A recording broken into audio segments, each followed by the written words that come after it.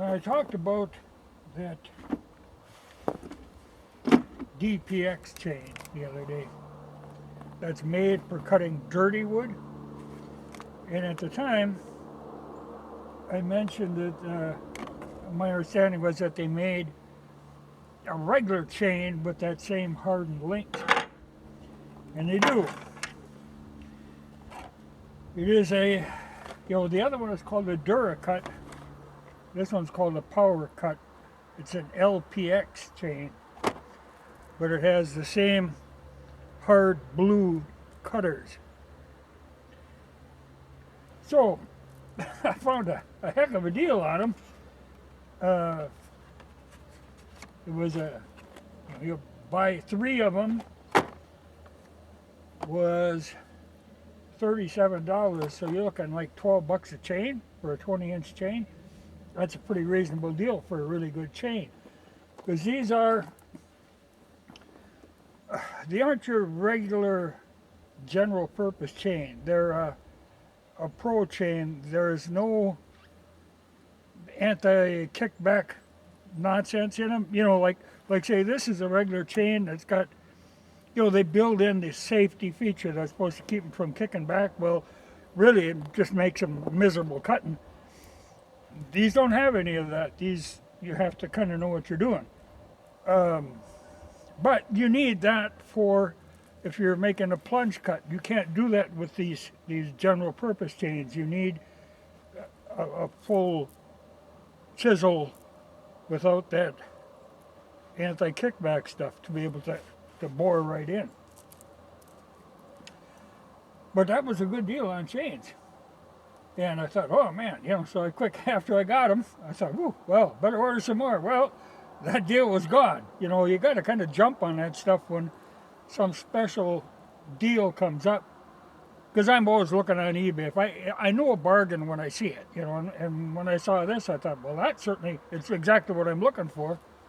And for that $12 a chain and shipped, But I also got one of these. I use these, different sizes for different saws. This is for the 3/8 chain. This is for the 325.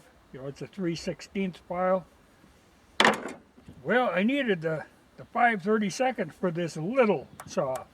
I don't use this a lot, but I was always filing it just by hand. And I really like these file holders. They line things up. It just makes it a lot easier. And they hold the file. It isn't just holding the file, it's positioning the file so you're getting the right curve on the tooth. Because when they're filed, your file should actually be like 1/5 of the file should be above the surface of the tooth. That way you're getting the right curvature. If you drop the file down in too far, you're just cutting back underneath the tooth, but you're really not sharpening it. So these holders are great. Plus they have like I say, the angles, lined up so you can get the proper angle when you're filing. I really like these, and I didn't have one for this little saw, but this is just a saw I don't use a lot, but it does work good for, I'm dragging stuff out and you got all these little branches. Well, instead of running a big saw, I'll use this one just to knock that stuff down. So I got to sharpen that up. And it's not a bad little saw, It's funny because, this is a little Husqvarna 240 that I bought for, what was that, $70 or some such thing. And there again, it's not, I prefer the pro grade saws, and this is not. This is your consumer grade saw. So I wouldn't want to count on it for my only saw. But for that little limit stuff, it works fine. Starts good. People have problems with them. There's a lot of plastic in them, like a lot of the new saws are. And I'm always nervous about that plastic handle. But it's worked, so I keep using it. But, like I say, when I know a bargain when I see it. And I brought this up before, again, like I said, I do this a lot. Okay, this is that low temperature oil. Now, I can't find that locally You know, the one time I did, but it was like $30 a gallon or something. You know, they don't want to stock this. They want to stock that all temperature, which doesn't mean no good in this kind of temperatures. When it gets below freezing, you really want to go with this low temp oil. Well, there was an outfit online on eBay that was selling 2 jugs of the low temp oil and a dozen jugs, you know, of the XP Plus synthetic blend oil. So that was like 75 bucks shipped, but I was just glad to find it. I still got some, but this is, like I say, I can't find this locally. So now I'm stocked up on that for the winter. But I cut all winter. Though I tell you, it's not getting any easier to get back in some of them places. But that was a good deal. But this was really the great deal. And like I say, I went online, quick think, oh, no, that was the end of them. They'd have no more at that place. But you got to watch for them deals. They come and go.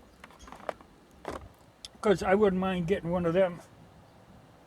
You know, these are the 20-inch. I should get another 24 in this Power Cut. But, you know, I've got enough chains to last me all winter now. You know, because I don't really go through that many chains. But, you know, it's a matter of keeping them sharp and keeping the right oil on them. But I was tickled with that deal. But these things, you know, I've talked about them before. You know, people struggle with sharpening saws. It's not that big a deal. You just have to get the right equipment. You don't need all this gimmicky stuff. You know, like when I'm out, I'm always cutting with the 3/8 inch bar, and then I'll use, you know, to touch up, I just use a plain file without the guide thing in it, just for touching them up. But for really getting them squared away, the guide is the thing that works. Right, now I can go and struggle. It goes on.